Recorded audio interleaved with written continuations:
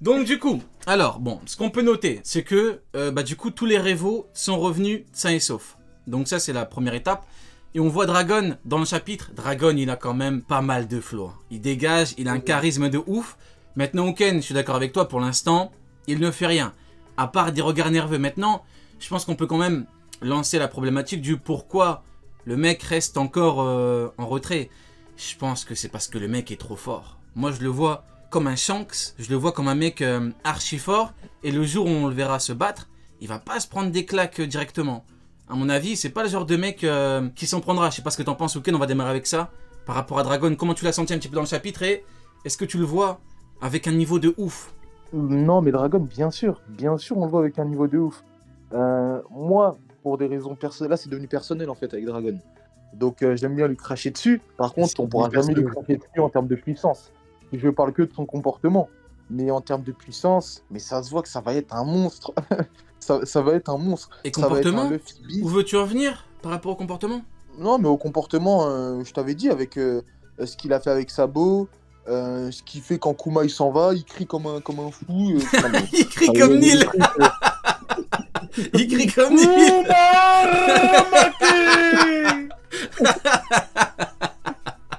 Ouais, il crie, ouais.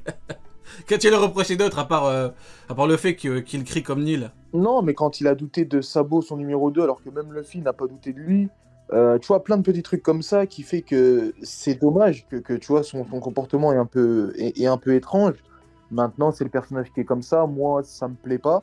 Mais ça reste un gros personnage. Il dit des trucs intéressants. Il s'intéresse plus aux Chevaliers Divins qu'aux Amiraux, mais bon, faut pas trop. Faut pas C'est trop en ça ton parler. problème. T'aimes trop ça. Et je me suis dit, on met les amiraux de côté, on en parle dans 15 minutes. Directement, ça enchaîne. On va en parler, Ouais, c'est le tu prochain parles de sujet, hein, de toute Dragon. façon. Comment tu l'as senti un petit peu Dragon et comment tu le sens par rapport au futur et comment il est là, actuellement? J'ai aimé parce que pour moi, ce chapitre, ça a donné un peu plus d'épaisseur à Dragon sur une seule partie, c'est la stratégie. Il a vraiment une vraie strat. Il prend son temps. À chaque fois, je m'étais dit, mais pourquoi il n'a pas bougé son cul? Pourquoi est-ce qu'il n'est pas allé à la rêverie? Maintenant, c'est clair, la rêverie, c'était pas qu'une déclaration de guerre. Il avait déjà placé ses pions et je trouve ça extraordinaire, perso, le move, le fait qu'il ait décidé de priver de bouffe les Tenryubito. Il a une vraie stratégie. Il fait pas juste que attendre et ça nous fait du bien juste que enfin on nous partage une stratégie des révolutionnaires. Pour moi le kiff il est là en fait de Dragon.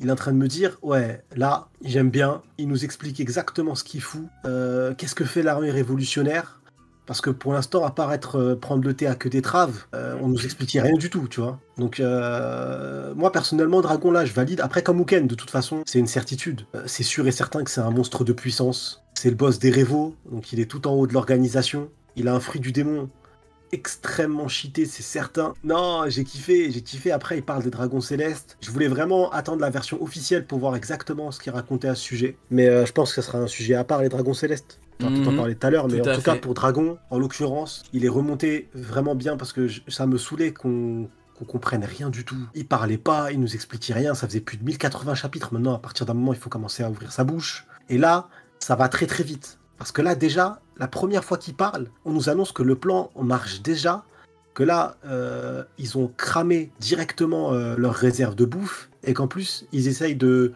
compliquer l'approvisionnement. Et ça, je trouve ça génial. Le move, il est parfait. Il y a des nations qui se relèvent aussi. Je sais qu'il y en a qui ont dit que ouais, ça restait peu de nations par rapport aux plus de 170 nations membres. Je trouve qu'il y ait 12 nations qui à un moment ont décidé de bouger leurs fesses rapidement, Enfin, c'est énorme. enfin, franchement. C'est énorme. Enfin, ouais. Ça, et ça peut faire des conséquences de fou. D'ailleurs, petite parenthèse pour ceux qui ont la ref, la stratégie de Dragon est un move digne du grand Tywin Lannister. Ouais. Mhm. Ouais. Mhm. Moi, j'aurais dit Kingdom, En mais parlant, ouais. en parlant de ref, Neil, toi qui as toutes les refs, dis-moi un petit peu ton avis sur Dragon, comment tu le sens? Est-ce que tu as aimé un petit peu la strat? Est-ce que tu as aimé le plan? Est-ce que tu as aimé comment il a parlé? Comment il est? Comment tu le sens un petit peu, Dragon?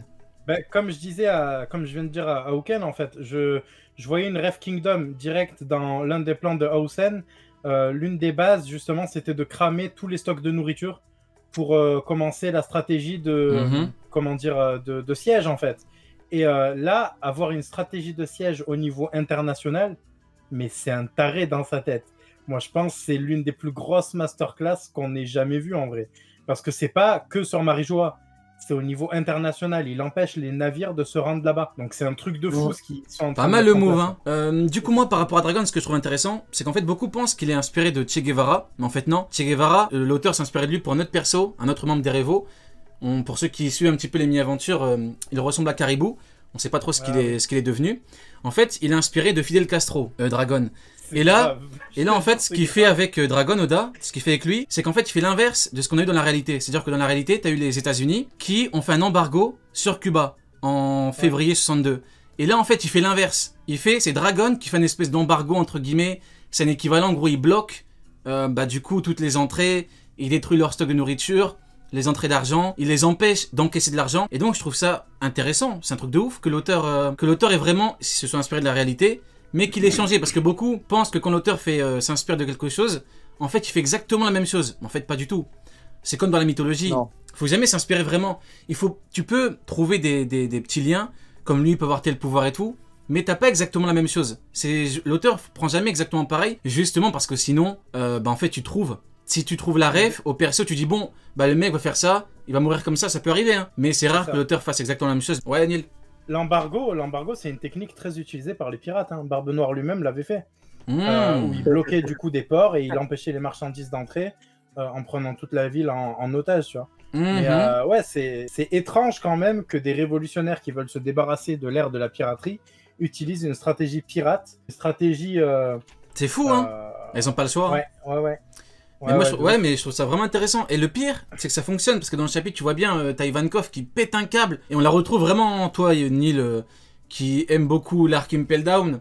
Tu vois, Ivankov, tu la retrouves, c'est vraiment l'Ivankov d'Impel Down, comment elle est, comment elle parle, comment elle est dessinée, comment elle pète un câble. Enfin, on dit il plutôt, comment il pète un câble. Mais ses habitants ne résisteront pas longtemps à un blocus, ils vont voir ce que ça fait de vivre sans argent ni nourriture. Incroyable. Mais d'ailleurs, ça fait un peu penser à ce que Kaido voulait faire. Parce que là, déjà, honnêtement, petite parenthèse, c'est une stratégie de ouf, et des stratégies dans One Piece, il n'y en a pas énormément. Mais là, ça fait plaisir d'en voir, surtout des Revo, parce qu'en vrai, ils sont là pour ça. Mais ça fait penser un petit peu à ce que Kaido voulait faire. Parce que Kaido, lui, qu'est-ce qu'il disait? Il disait qu'il voulait traîner les dragons célestes de Marie-Joise dans la guerre, en fait. Il voulait qu'ils goûtent aussi à la guerre, à ce que les pirates endurent, à ce que tout le monde entier endure. Il voulait les enlever de leur espèce de piédestal. Et là, ce que Dragon et l'armée révolutionnaire est en train de faire, c'est qu'en fait, il est en train de montrer aux dragons célestes que ça va être dur même pour eux. Et que dans cette guerre, ça va impliquer vraiment tout le monde. Et que c'est pas parce qu'ils sont tout là-haut sur Redline qu'ils vont pas en sentir les effets. Ça devient un handicap, le fait qu'ils soient Toulouse, parce qu'en fait, ils sont en train d'essayer de créer une sorte de siège. Et je trouve ça terrible de pouvoir leur priver de nourriture. Et c'est comme ça que, par exemple, à l'époque, quand tu voulais attaquer un château et que tu n'avais pas les moyens de passer les remparts, parce que tu bloquais leur accès à la nourriture et t'attendais jusqu'à ce qu'ils meurent de maladie ou de faim. Et qu'après, ils ouvrent même les portes. Mais vous connaissez l'histoire de Carcassonne là-dessus? Non, dis-nous tout, Neil, on t'écoute. Père Castor, en gros, raconte-nous une histoire. Carcassonne a subi un siège très très long, tu vois, et c'était pratiquement impossible de s'en sortir. Donc la reine, du coup, la noble du coin, a bourré un port de toute la bouffe possible pour montrer qu'en gros, ils avaient des vivres, et ils l'ont laissé s'échapper. Ouais. Et du coup, le port a été chassé par l'armée qui faisait le siège, et ils ont vu qu'il y avait de la nourriture encore pour tenir des mois dans la ville, donc ils ont abandonné le siège, alors qu'en réalité, c'était juste une strate. C'est en quelle année? Ils n'avaient pas de quoi... Le vice de malade.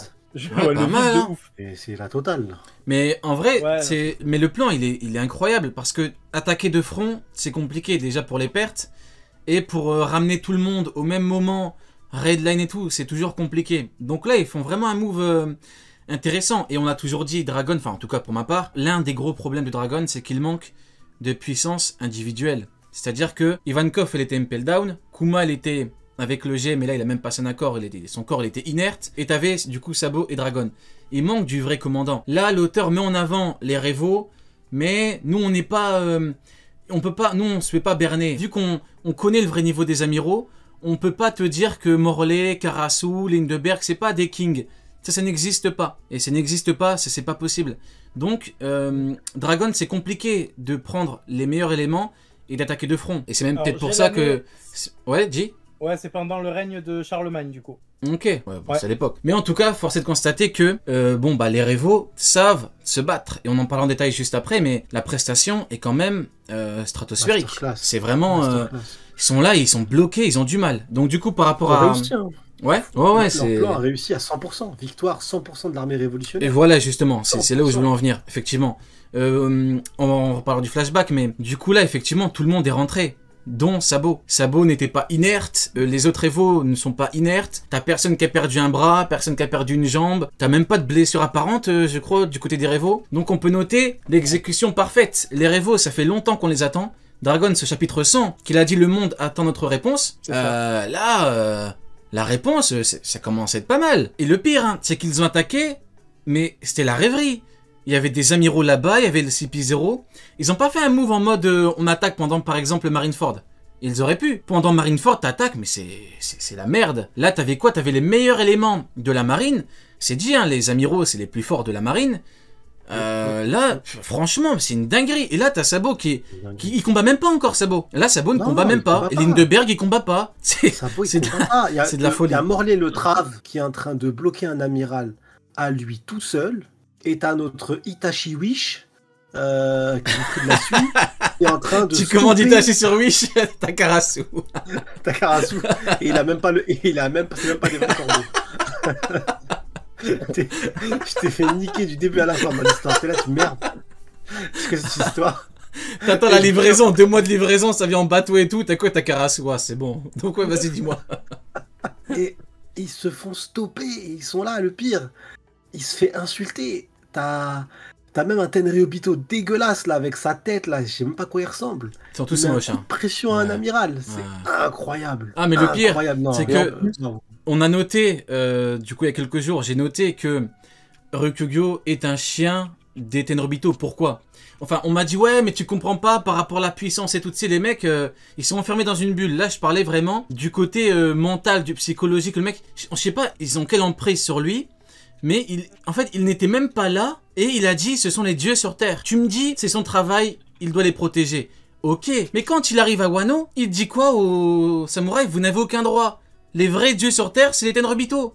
Donc en fait, ce mec est littéralement soumis aux Tenryobito. Et ça, c'est un fait. Et ça, c'est de la folie furieuse. Vous vous rendez compte à quel point Ryukugyo est soumis aux Tenryobito? Il dit, Et tous, ce sont les tous, dieux tous, sur tous. Terre. Mais c'est incroyable. Tous. Pour moi, C'est du tous, jamais tous. vu. Si jamais. En fait, c'est ça que j'excuse pas. On m'a dit sur Twitter, je réponds pas à tous les cancers qui m'insultent. Et je vois qu'il y a des refs qui essayent de me défendre de l'Euro Jackson et tout. C'est super gentil les refs, franchement. Mais laissez-les, faut même pas leur répondre, ils attendent que ça. Mais ça m'a sorti, mais c'est son métier d'être un chien. Oh. T'imagines? Bah démissionne, frérot, c'est bon.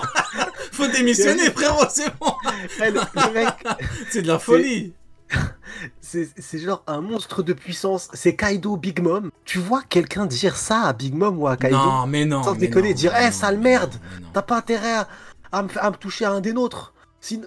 Mais dans quel monde? Et même Kaido, ça a dit, ouais, mais Kaido, regardez ce qu'on fait, les fourreaux rouges face à... Eh, les fourreaux rouges, ils étaient pas tout seuls, ils étaient en équipe. Et en plus, Kaido, quand à un moment, il les a mêlés, il a retiré le mode fruit du démon. Vous vous rappelez pas? Il s'est mis en mode normal. Il s'est dit, je vais utiliser que mon haki. Et il les a mêlés tous, avec son haki.